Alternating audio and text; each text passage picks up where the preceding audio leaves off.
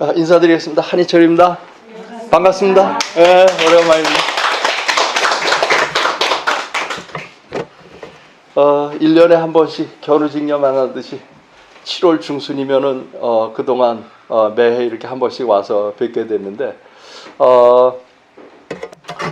올해 김준우 선생님이 같이 왔어야 분위기가 아주 좀 더 좋고 그랬을 텐데 강사들 물. 김준우 선생님 또 좀 일이 있으셔가지고 이번에 같이 못 오게 됐습니다. 제가 말씀드릴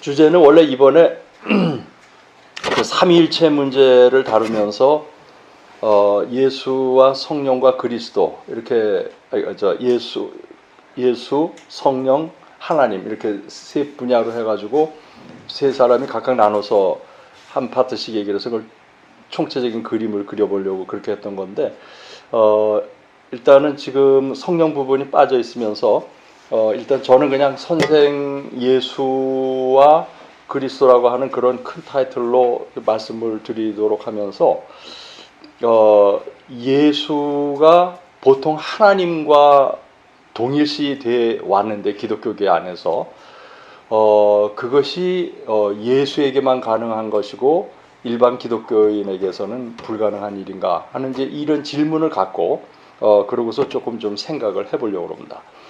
지금 여기 나와 있는 대로 그 일반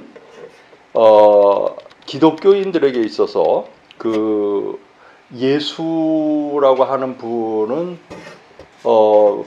비단 한국만이 아니고 이게 이제 교리적인 문제이기 때문에 전 세계적으로 대체적인 일반 기독교인들에게 있어서의 예수는 하나님으로 이해가 되고 있다. 그래서 이제 하나님 예수라는 말은 예수를 하나님으로 이해하고 있다. 이게 이제 어디에서 가장 이게 눈에 잘 두드러지냐면 교회에서 유치부 이렇게 가르치는 데 가보면은 선생님이 아이들 데리고 기도를 하는데 기도하는 대상이 누구냐면 예수예요. 그래서 아이들 데리고 이렇게 하고서 예수님 우리 감기 안 걸리고 건강하게 잘 살게 해주세요. 이렇게 기도를 하거든. 근데 이 예수에게 기도하는 이 기도가 마치 하나님에게 기도하듯이 그렇게. 그러니까 사람에게는 기도하지 않잖아요. 그렇죠? 제가 어제도 얘기를 하면서 그러니 사람에게는 부탁하죠. 그래서 감기약 좀 갖다 달라고 이렇게 부탁을 하지 감기를 낫게 해달라고 하는 거는 이건 이제 하나님께 드리는 기도인데 이 예수를 하나님으로 생각하고 그렇게 기도드리는 양상을 일반적으로 볼 수가 있죠. 그러니까 예수를 하나님으로 이해하고 있다고 하는 것이 갖고 있는 의미가 뭔가 그건 좀 짚어볼 필요가 있는데 그것은 한편으로는 지금 얘기한 것처럼 예수는 본질적으로 하나님과 같은 분이라고 하는 것이 한편으로 있고 그리고 다른 한편의 얘기는 뭐냐면은 이 예수는 사람은 사람이지만은 그러나 보통 사람들과는 근본적으로 다른 사람이다. 즉 그런 얘기죠. 근데 이 근본적으로 다르다는 말이 예수는 태어날 때부터 하나님이었고 그리고 살아있는 동안 내내 하나님이었고 그리고 죽고 난 다음에 다시 돌아갈 때도 하나님이었다. 그래서 이 말을 거꾸로 어떻게 얘기하냐면 성서에 보면 하나님이 예수라고 하는 사람의 인간적인 몸을 입고 이 세상에 왔다가 그 하나님이 예수의 몸을 빌려서 세상에서 사시다가 그래서 워킹 갓 걸어다니는 하나님이에요. 그러다가 때가 되니까 하나님이 인간 육체 예수의 육체를 버리고 다시 본래 고향으로 돌아갔다. 이렇게도 설명을 하는 거죠. 그러니까 요지는 예수는 본래부터 하나님이었고 그래서 예수를 하나님으로 고백했던 기독교계 일반의 이 고백이 갖고 있는 의미는 인간으로서 하나님인 존재는 이 세상 안에, 이 우주 안에 예수라고 하는 사람 한 사람뿐이다. 이 얘기예요. 요지는 그거죠. 그래서 예수는 하나님이지만 다른 보통 예수를 제외한 나머지 보통 인간들은 예수와 근본적으로 다른데 그 근본적으로 다르다고 하는 것을 기독교계에서는 사람은 태어날 때부터 죄를 안고 원죄처럼 죄를 안고 태어난 죄인이다. 그래서 예수는 하나님, 인간은 죄인, 그리고 이 둘 사이에는 절대 건너갈 수 없는 강이 있는 거예요. 예수는 그냥 태어날 때부터 하나님이고 하나님으로 살다가 하나님으로 돌아갔는데 보통 인간들은 아무리 노력해도 절대 하나님이 될 수가 없다는 거예요. 요즘 그거예요. 그렇죠. 그리고 이런 기조 위에 우리가 교회에서 고백하는 삼위일체가 만들어졌고 그 삼위일체의 구조 안에서 하나님과 예수는 본질적으로 같고 우리는 처음부터 죄인이고 아무리 노력해도 우리는 예수처럼 하나님이 될 수 없다는 이 전제 위에 삼위일체 구조가 만들어졌다는 거예요. 오늘 제 질문은 예수만 되나? 우리는 안 되나? 그러니까 예수는 하나님인데 우리는 하나님이 될 수 없을까? 예수처럼. 근데 이 말이 까짝 잘못 들으면 굉장히 아주 불경스럽게 들릴 수 있는 말이 표현이지만은 한번 생각을 해보려고 그러는 거예요. 한번 보죠. 어떻게 돌아갈지. 제가 얘기 시작한 거 끝나는 시간이 30분입니다. 30분이 되면은 제가 어디까지 가든 무조건 끝나겠습니다. 예수를 하나님으로 고백을 하게 될 때의 긍정적인 영향은 예수 믿고 인간이 구원을 받는다는 거예요. 예수가 사람이면 인간을 구원할 수 없다고 하는 것이 과거에 예수를 하나님으로 높일 때의 교리적인 이유였어요. 예수가 사람이면 어떻게 사람이 사람을 구원하냐? 그렇기 때문에 예수는 반드시 하나님이어야 된다. 이 전제 위에서 예수가 하나님이었고 이 하나님인 예수를 믿음으로써 인간은 구원을 받을 수가 있는 거고 이때의 구원이라고 하는 건 두 가지를 의미했어요. 하나는 죄로부터 자유로워지는 거. 그리고 두 번째는 죽음의 두려움, 여기서 자유로워지는 거. 그래서 살아있는 동안은 죄를 짓지만 이 죄의식에서 자유로워질 수 있고 죽을 때는 죽음에 대한 공포에서 천당에 대한 그 신앙을 갖고 죽음의 문턱을 넘어갈 수 있다. 이제 이게 구원의 두 가지 포인트였던 것 같은데 그런데 다른 한편으로 예수를 하나님으로 높이는 것 때문에 이 기독교계 안에 제가 볼 때 결정적인 문제 하나가 생겼어요. 그건 뭐냐면 나는 죄인, 예수는 하나님. 그러면 예수가 가르쳤고 살아냈던 그 삶을 내가 살 수 있다 없다? 없다예요. 그러니까 이게 당연한 결론인 거예요. 그러니까 예수는 하나님이기 때문에 그렇게 말도 할 수 있었고 그렇게 본인이 살아낼 수 있었던 거고 우리는 죄인이기 때문에 아무리 노력해도 예수가 가르친 대로 예수가 살아낸 대로 그렇게 못 산다는 거죠. 오죽하면 우리가 예수를 믿냐 이거야. 못 사니까 예수를 믿고 바지가랑이 잡고 구원받고 천당 가는 거지. 나도 예수처럼 살 수 있다고 그랬는데 내가 왜 예수를 믿냐 이거예요. 믿는다는 말은 나는 예수처럼 못한다는 거죠. 이 전제 위에서 움직여졌던 거죠. 그래서 제가 여기에 썼던 이 표현 저는 즐겨서 쓰는 말인데 예수를 하나님으로 높인 이후의 기독교인은 예수를 믿기는 하지만 예수처럼 살 수도 없고 살지 않아도 돼요. 왜? 나는 죄인이고 예수는 하나님이니까 나는 예수처럼 살 수 없는 게 당연하고 면죄부가 주어지는 거죠. 나는 당연히 살 수가 없는 거고 그리고 살려고 노력해도 안 돼요. 따지고 보면. 왜? 예수는 하나님이니까 그렇게 살았지만 내가 예수처럼 살 수 있다고 감히 생각한다고 그런다면 마치 내가 하나님일 수 있는 것처럼 생각하는 오만죄를, 교만죄를 범할 수가 있는 거죠. 그러니까 나는 못한다, 나는 할 수 없다, 이것이 예수를 하나님으로 믿는 그 신앙의 기초였던 거예요. 나는 예수처럼 살 수 없다. 그래서 여기로부터 지금의 기독교인들의 그런 어떤 비윤리적인, 비도덕적인, 비인간적인, 몰상식한 이러한 삶들이 다 허용이 되는 거예요. 나는 예수 믿고 구원받고 천당 갔으면 됐지, 내가 어떻게 사느냐 하는 거는 예수 믿는 것과는 상관이 없다. 예수 믿는 거는 구원받고 죄로부터 자유로워지고 죽은 다음에 천당 가면 되는 거지. 거기서 기독교 신앙은 끝나는 거지.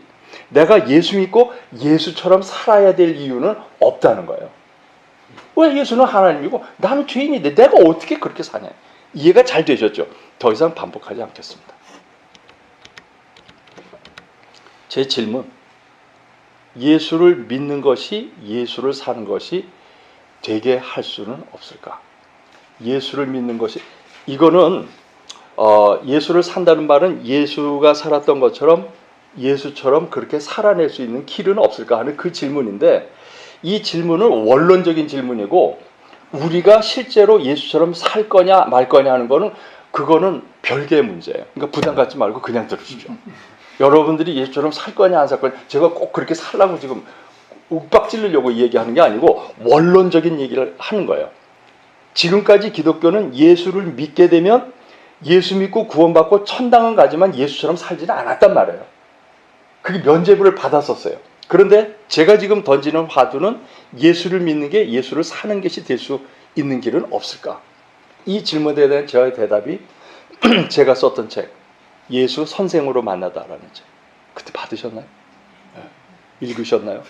아니, 질문 잘못했습니다. 아니, 읽으세요. 앞에. 이 선생 예수, 예수 선생으로 만나다라고 하는 그 책이 이 질문에 대한 저희 대답이었어요. 2014년에 여기 영군에 와갖고 클레먼트 가가지고 1년 있으면서 그 책을 썼던 건데, 거기에서 제가 하나님 예수 대신에 우리가 선생으로서의 예수의 그런 원 전통을 다시 되살린다면 이게 가능할 수 있지 않겠는가. 제가 이렇게 얘기를 하니까 사람들이 낯설어하면서 성경이 언제 예수를 선생으로 얘기한 적이 있냐 이렇게 반문하는 사람이 있는데, 그 사람은 제가 바로 데려가서 성경책을 펼치면 금방 확인시켜 줄 수가 있는 것이, 복음서 안에 예수에 대한 호칭으로 가장 많이 나오는 것이 선생이에요. 읽어보세요. 다시. 선생님, 우리가 어찌하면 좋겠습니까? 계속 예수를 향해서 제자들이 붙였던, 제자들이 예수에 대한 호칭을 말하는 겁니다.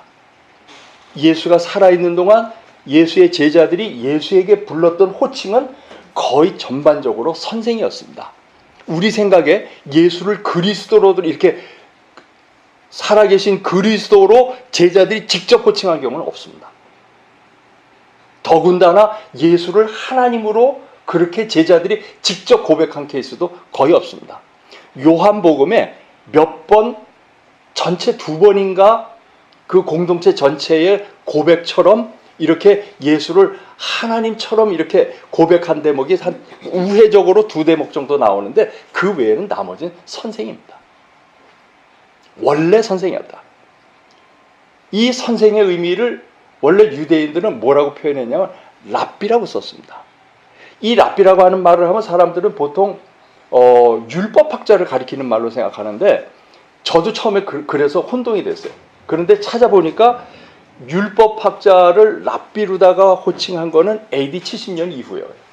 예수가 죽고 나서 40년이 지난 그 이후에 유대 1차 전쟁이 끝나고 유대인들이 전 세계로 흐트러지면서, 흐트러진 그 지역에서 이 회당을 중심으로 사람들이 모일 때 회당의 중심이 제사장에게서 율법학자로 넘어갔어요.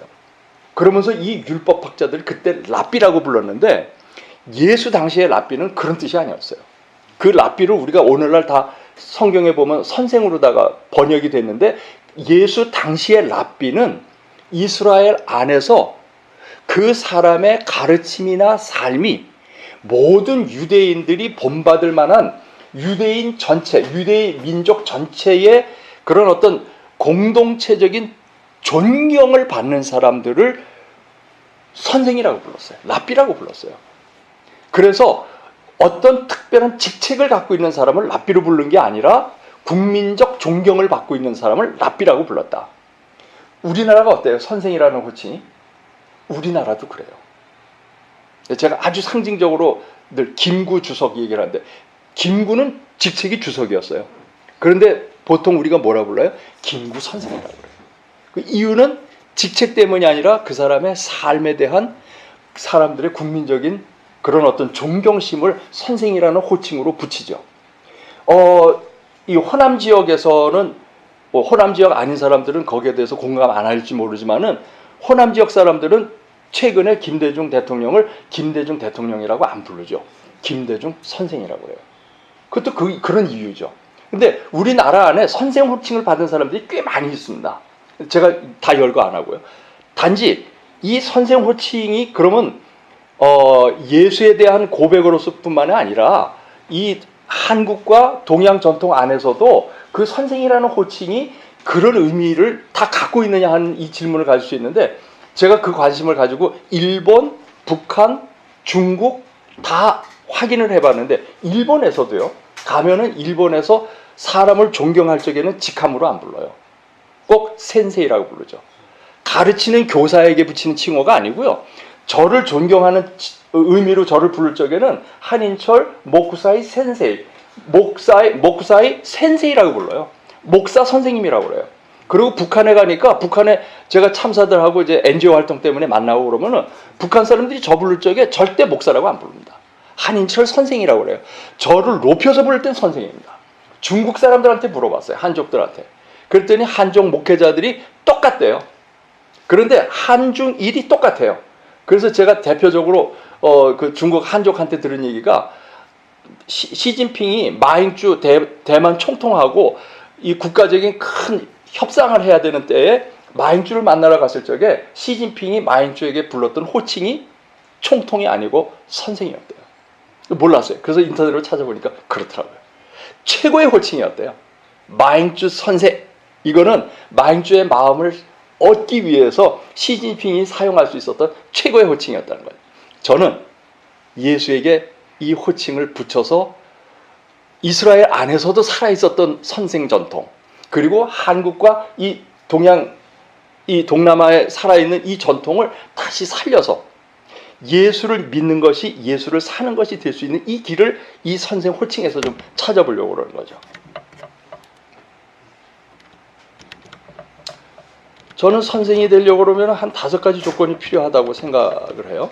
하나는, 지금까지 예수를 하나님으로 부른 것 때문에 예수를 따라갈 수 없다고 그랬잖아요. 그러려면 다른 사람이 예수를 쫓아갈 수 있으려면은 예수는 기본적으로 사람이어야 돼요. 그래서 하나님, 예수, 이거를 근본적으로 포기하지 않으면 예수 믿는 것이 예수를 사는 것이 될 수 있는 가능성은 전무하다. 그렇기 때문에 선생이 되려면은 첫 번째 조건, 우리와 똑같은 인간이어야 된다. 그래야 예수처럼 살 수가 있다. 단순히 인간이라고 해서 사람들이 그 사람을 쫓나요? 그 사람이 선생이 되나요? 그건 아니죠. 선생이 되려면 두 번째 조건, 새로운 인생, 새로운 세상에 대한 비전이 있어야 돼요. 어떻게 사는 게 정말 사람답게 사는 거고, 어떤 세상이 진짜 좋은 세상이냐, 이거에 대한 비전이 있어야 돼요. 이거에 대한 꿈이 있어야 돼요. 그래야 선생이 될 수 있죠. 세 번째는, 그 꿈과 비전을 사람들이 알 수 있게 해줘야 돼요. 전달을 잘해야 돼요. 그렇죠? 그래서 가르치는 일이 세 번째로 중요한데, 보통 교사라고 할 적에 이 가르치는 일에만 중점을 두고 있죠. 그러나 선생은 가르치는 것만으로는 부족해요. 사람이어야 되고, 비전이 있어야 되고, 그걸 사람들과 나눌 수 있어야 되고, 네 번째는 자기가 가르친 대로 살아야 돼요. 살지 않으면, 가르치기만 하고 살지 않는 사람을 우리가 전문 용어로 꼰대라 그래요. 근데 애들이 금방 알아요. 그렇죠? 그리고 그런데 살되 일시적으로 잠시만 살고 그 다음엔 그렇게 안 사는 경우가 있어요. 그런 경우에는 선생이 되는데 부족해요. 심지어는 평생을 내둥 잘 살다가 딱 평생에 한 번 권력과 손을 잡은 경우, 평생에 딱 한 번 돈에 현혹되는 경우, 그러니까 너무 돈이 필요했던 거야. 그리고 어떤 일을 도모하기 위해서 권력과 손잡을 일이 생긴 거예요. 그래서 그래, 요번 한 번만 딱.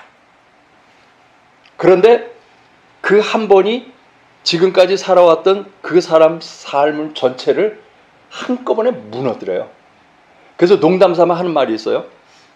364일을 잘 살다가 365일째 헛발질 하는 사람하고 364일을 잘 못 살다가 365일째 개과천선하고 제대로 사는 사람하고 누가 더 사람들로부터 인정받을 수 있을까? 이게 참 웃기는 거거든요. 이게 큰아들 비유의 핵심입니다. 굉장히 큰아들로서는 기분 나쁜 거예요. 대둥 잘했거든.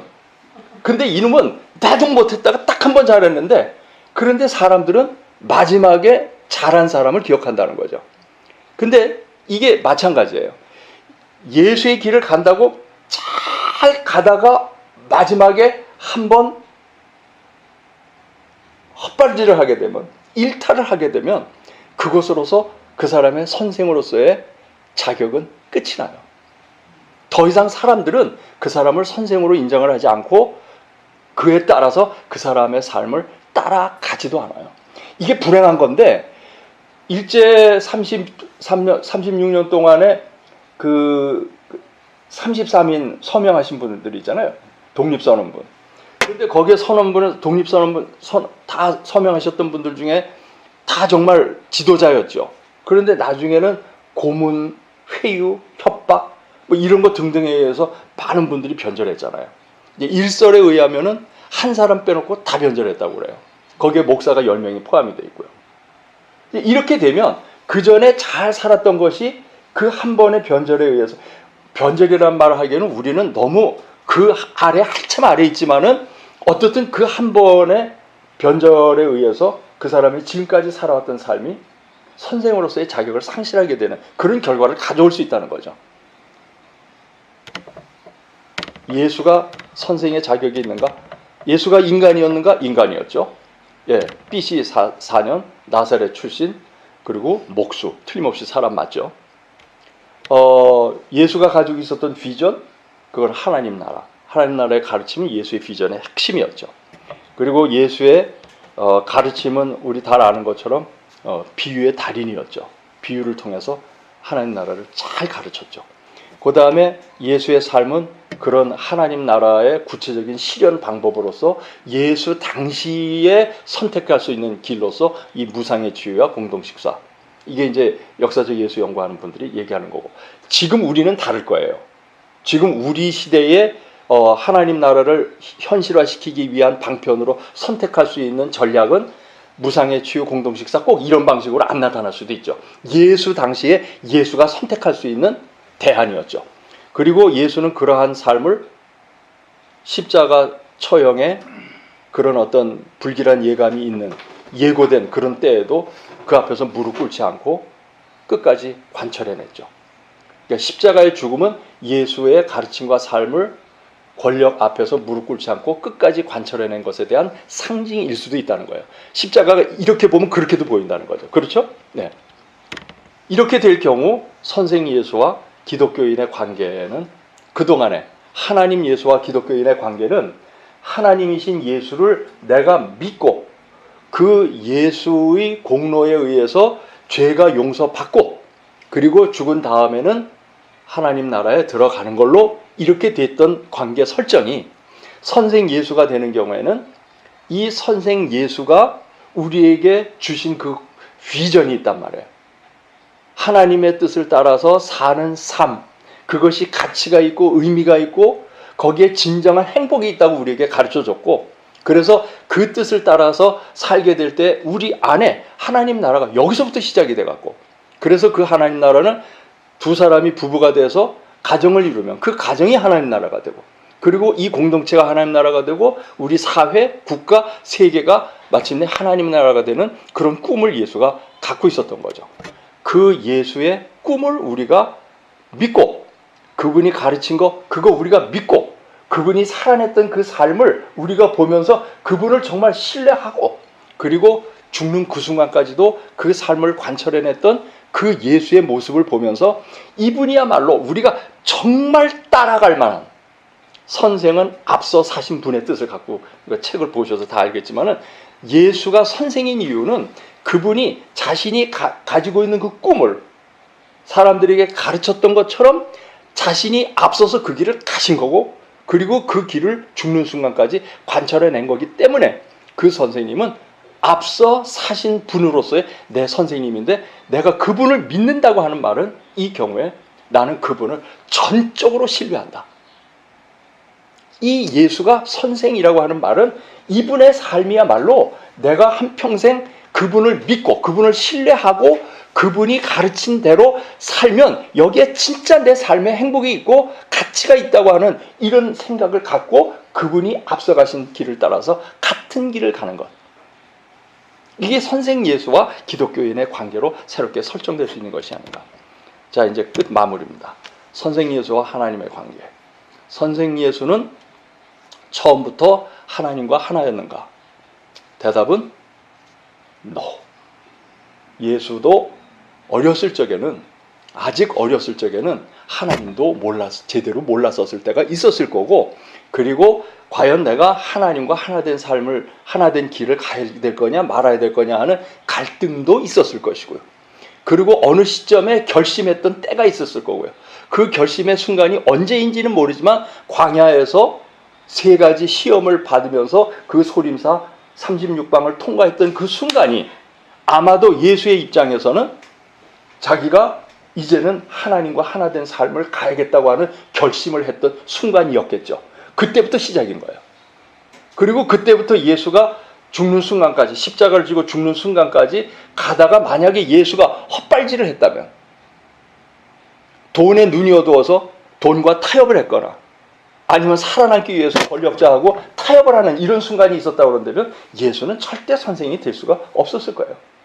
죽는 순간까지 하나님과 하나된 삶, 그분의 뜻을 따라서 늘 그렇게 생각했고, 그분의 뜻을 따라서 늘 그렇게 말했고, 그분의 뜻에 맞게 그렇게 살려고 하는 이 노력을 죽는 순간까지 관철해내었기 때문에 후대의 사람들은, 제자들은 이 선생 예수를 놓고 이 선생과 하나님은 하나였다. 요한복음에 보면 그런 말이 나와요. 예수와 아버지는 하나다. 또 예수 보고 자꾸 하나님을 보여달라고 그러니까 예수가 나를 본 자는 곧 하나님을 본 것이다. 저는 이거는 요한 공동체의 공동체적인 고백이라고 저는 믿어요. 그러니까 예수를 보면 그 예수의 삶 전체가 하나님과 하나였던 것뿐만 아니라 그 예수를 보면 그 예수 안에 하나님이 살아계신 것을 볼 수 있다. 마지막 질문. 예수만 되는 건가요?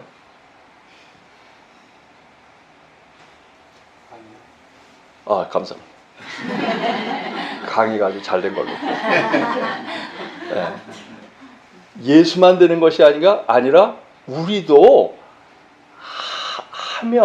우리도 그렇게 살려고 노력하면 예수처럼 나는 그렇게 고백하지 못하겠지만 죽을 때까지 내가 끊임없이 그렇게 노력하면 누군가는 옆에서 보면서 저 친구 안에 하나님이 살아계시구나. 어떻게 하나? 피를 빼서 RNA 조사, DNA 조사? 아니죠. 그 사람의 삶을 보면 알 수 있는 거죠. 그 사람이 말하는 걸 보면 알아요. 그 사람 삶을 구성하고 있는 이 사람의 삶의 비전이 뭔지를 들여다보면 알 수 있거든요.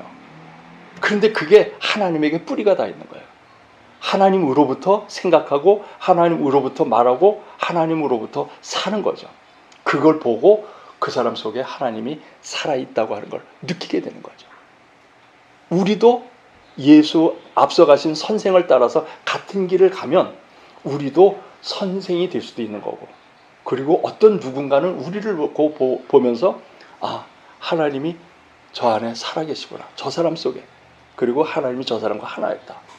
하나 더 나가면 내가 저 사람을 보면 일찍이 예수가 어떤 사람인지 난 아는 바가 없고 본 적도 없지만은 내가 저 사람을 보면 예수가 저 사람 속에 살아있구나 하는 것을 느낄 수가 있다. 저는 이게 부활신앙의 요체라고 생각합니다. 감사합니다. 아멘.